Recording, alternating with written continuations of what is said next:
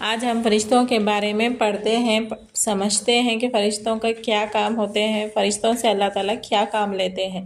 تو چلیے شروع کرتے ہیں۔ ہمارے 4 مقرب فرشتے ہیں، حضرت جبرائیل علیہ السلام، میکائیل علیہ السلام، اسرافیل علیہ السلام۔ ہمارے یہ مقرب فرشتے ہیں۔ تمام آسمانوں اور زمین میں بے شمار فرشتے ہیں، مختلف کاموں پر مقرر ہیں۔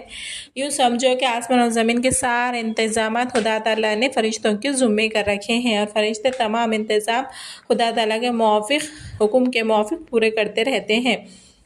حضرت جبرائیل علیہ السلام ہمارے پہلے مقرب فرشتے ہیں۔ وہ اللہ تعالیٰ کا پیغام، احکام اور کتابیں پیغمبروں کے پاس لاتے ہیں۔ بعض مرتبہ انبیاء علیہ السلام کی مدد کرنے اور خدا اور رسول کے دشمنوں سے لڑنے کے لیے بھی بھیجے گئے۔ بعض مرتبہ خدا تعالیٰ نے نافرمان بندوں پر عذاب بھی ان کے ذریعے سے بھیجا۔